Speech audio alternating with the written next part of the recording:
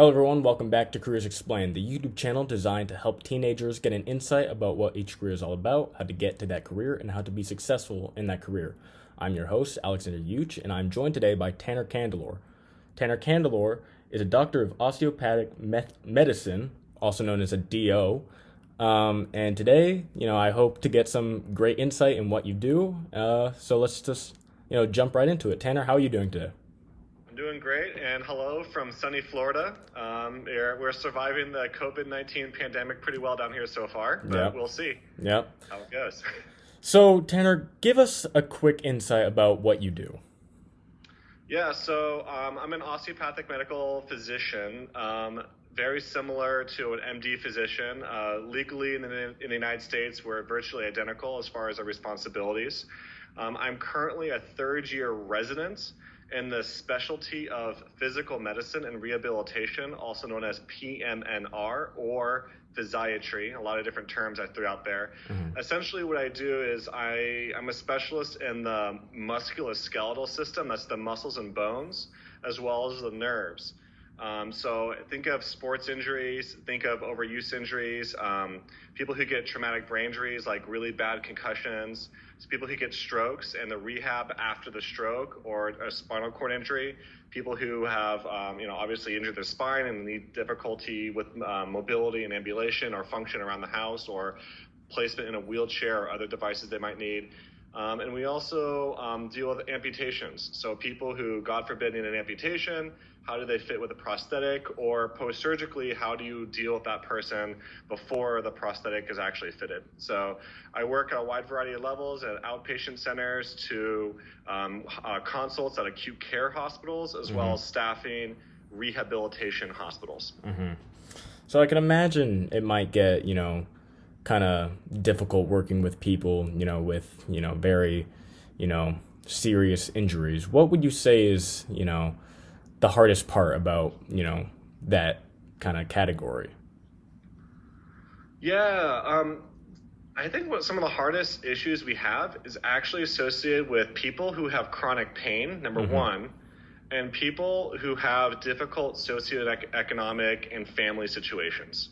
I had, when I was a second year resident, so this was last year, I had an issue where a wife served my patient divorce papers while in the hospital. Jeez. So you can imagine they didn't really have a good, relationship dynamic even before he had his stroke. And now he has a stroke, was served divorce papers in the hospital. Oh. It's crazy. So I mean, that's just one example of many. There's other people who have, they're destitute, they have no money and they have no resources. And how do you safely place someone in back into society when they have no family or no money or anything to really rely on? They can't live at a hospital forever. And we also have, it's just tricky. How do you deal with the people who have a very difficult family life or very difficult financial situations? And then people with chronic pain are very tricky.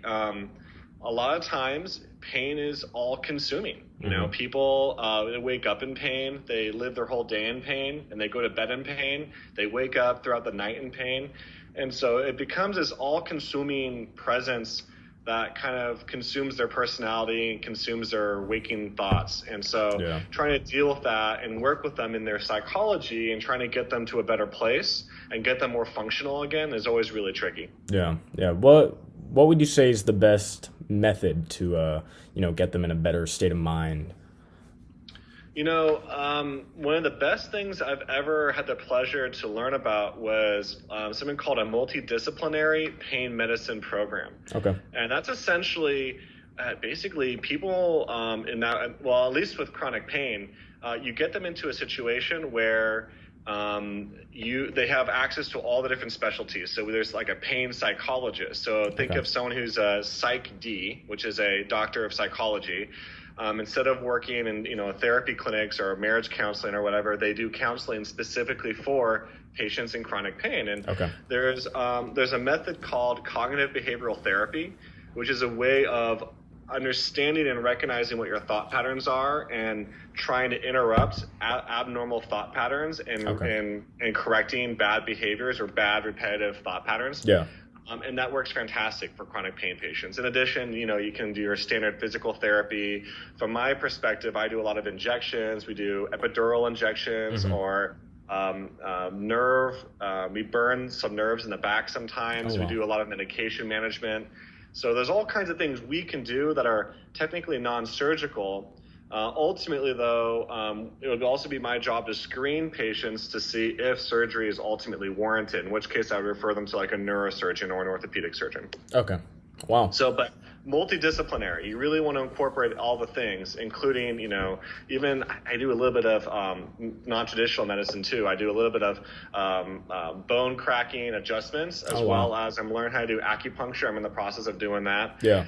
We also incorporate a lot of other modalities like heating and electrical stimulation. Yeah. So it's pretty neat. Yeah. So there's a lot that, goes into, getting the people better. So that's good. Well, yeah, I mean, and that's just pain, when you factor in, like, how do you get someone who had a stroke back into society? Yeah. They go to our rehab hospitals, and again, we have a whole team there. There's therapists that specialize in the lower extremities and the legs. Let's get you walking again. We have therapists that specialize in the upper body and the arms. Let's get you moving again, grabbing things. And how do you open up a can, or how do you, pour yourself a glass of milk? Yeah. And we also have therapists that teach you how to speak again. One of the biggest problems we have with a stroke patient is they forget the ability, or they lose the ability to speak properly. Yeah. And so, like, how do you actually regain speaking again? It's kind of amazing. So we have therapists that specialize across the board, which is very, very neat. Yeah, that's awesome. So, Tanner, how did you get to where you are right now? What education did you get? What kind of trials did you go through? How was that process? Yeah, unfortunately, the road to medical school is extremely long and arduous. Or I should say a medical career is very long and arduous. And I'm still in the process of it, although I'm getting very close to the end, and I'm very much looking forward to that. Essentially, when I went to college, I pretty much had to start off knowing right away that I wanted to go to medical school. There's a set curriculum that you have to follow as far as prerequisites in order to apply to medical school.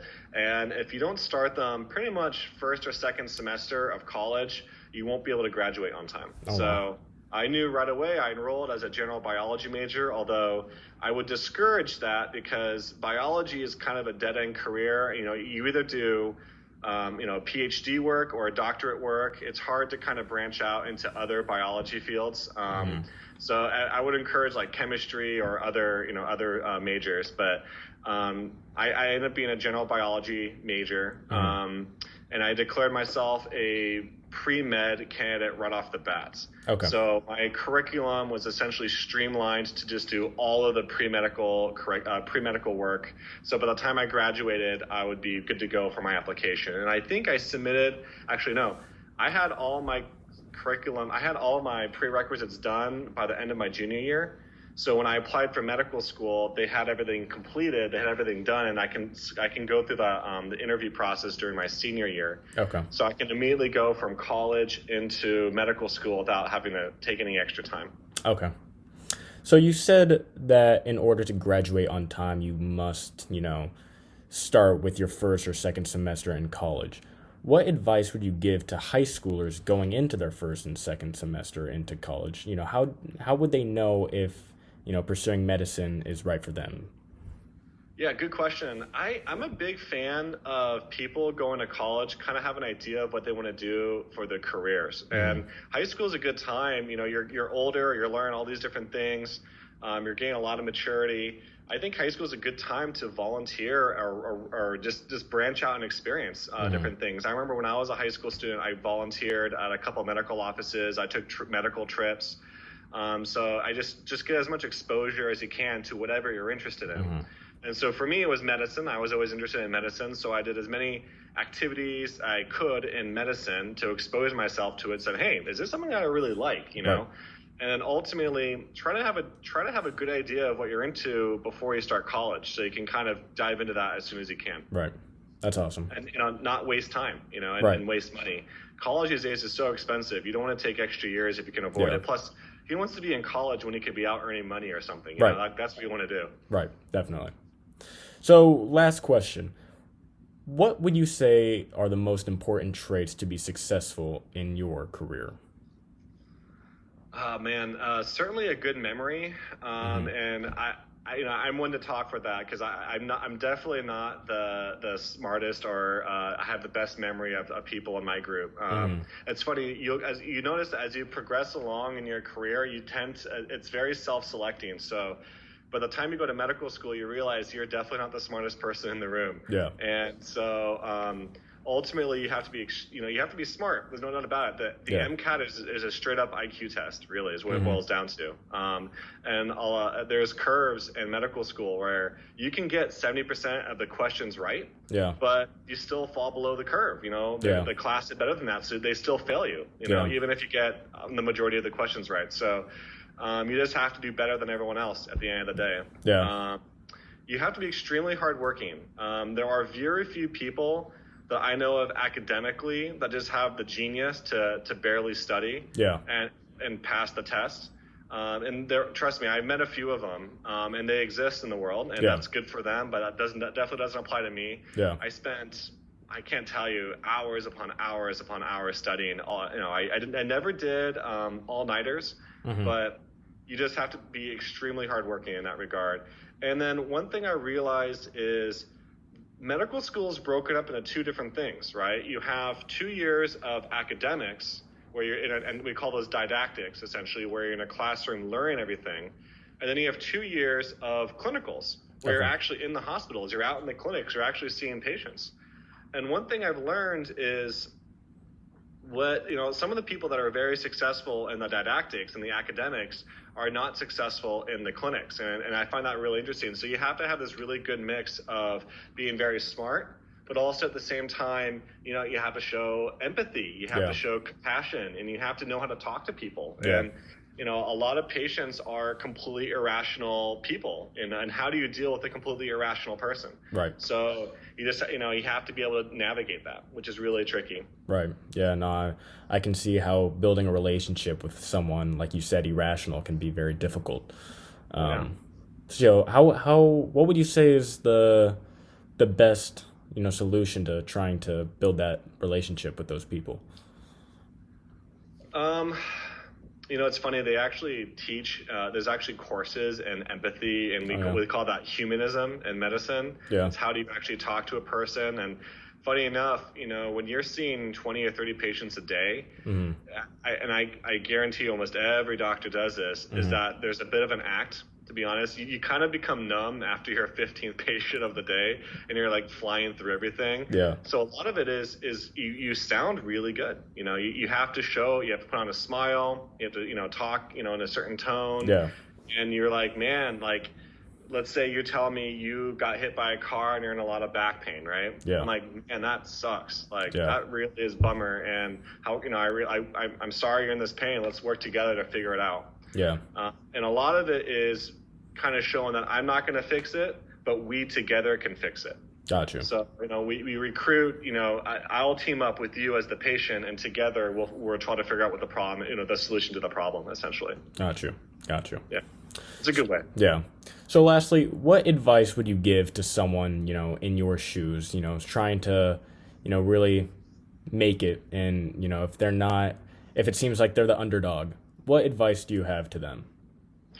Oh man, there are so many different shoes that you can fill, and even in medicine, I went the physician route, but there's so many things in medicine you can do between being a nurse or a nursing assistant or a physician assistant or an optometrist or a dentist or a psychologist. There's so many things you can do within Hmm. medicine, and one of the best pieces of advice that I picked up along the way was never stop asking questions. Okay. And this is something I kind of learned in medical school, and I really applied in medical school, especially on my clinicals, is I would sort of ask people like, hey, how much do you make? Hey, like, if you can do this all over again, would you do this? Yeah. Like, what's your favorite thing about your specialty, or what's your least favorite thing about your day, or whatever it is. Yeah. And I would ask painful questions, and kind of personal questions to a lot of people. And I find that people don't mind answering that because, especially for a student, who's trying to learn these things and trying to navigate this for themselves and figure out what the best option is for themselves, don't be afraid. We realize that. Everyone realizes that you're a student, and you're just trying to figure out what the best solution is for you. Right. So don't be afraid to ask those really difficult questions, that you're genuinely curious about. Yeah. And you'd be surprised. Very rarely do I get people, who say, I don't feel comfortable answering that. Most of the time, people just straight up tell me, like, yeah, I make this much, or I really hate this about my day. If I can do it all over again, I'd be doing something entirely different. People tell you that, which is really interesting. Yeah, definitely. Well, that's great. I think that's great advice. Always asking questions, because if you find yourself quiet, then you miss out on a lot of information that you could have gained if you just ask those questions. So that's great. Yeah, one thing that people should always learn about with a medical career is it's very long. Mm-hmm. Just factor that into the calculations that people the training is very long. Yeah. And make sure people factor that into their calculations when they're trying to figure out what they want to do. I'm almost 30, mm-hmm. and I still am in training, which is crazy.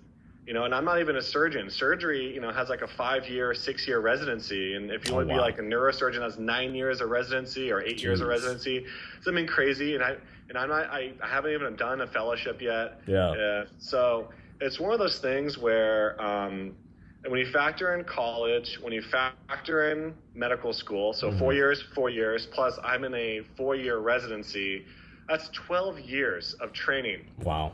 To be a doctor, which is kind of crazy. Yeah. So just, for me, it was worth the, that was a decision I made, and that's something I'm living with, and I'm not looking back. I have no regrets, but someone really should think about that because that's a big commitment. Yeah.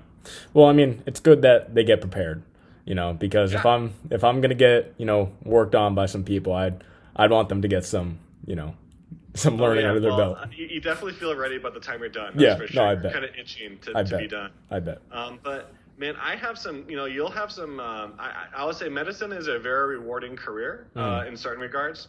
You get to work with patients who are really down on their luck, and you can completely change their life, and that's utterly rewarding. Yeah.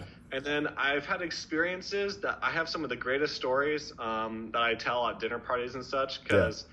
You see things and you get to interact with people that are just the craziest situations that are almost you can't duplicate it. It's just unbelievable. Right. And so, and you'll have moments where you're up at night, it's like 2 a.m, 3 a.m, you're a medical student, you're the grunt, you're the slave labor, and mm-hmm. it's your job to admit patients in the emergency room at 3 a.m, and you have flu, and you're trying to manage the meth head that's in the emergency room, and just like, what am I doing? Yeah. Those are the moments where you realize medicine's for you. Yeah. So definitely. Well, Tanner, thank you so much for taking the time to come on my show. Everything you said was, extremely informative and very insightful, and I learned a lot. And I'm sure that everyone else who watched it did too. So thank you so much. Thank you very much. All right, well, for everyone who watched this video, thank you so much for watching. If you learned something and you found it insightful, don't forget to like and subscribe, and hit the notification bell if you want to be notified every time I post a new video. And don't forget to leave your thoughts down in the comments. Write me down some suggestions or some comments that I can use in further videos, or careers that you want to see me interview. Well, again, Tanner, thank you so much. Everyone, I've been your host, Alexander Yuch, and this has been Careers Explained. Thank you so much for watching, and I'll catch you guys in the next one. Thank you. Bye.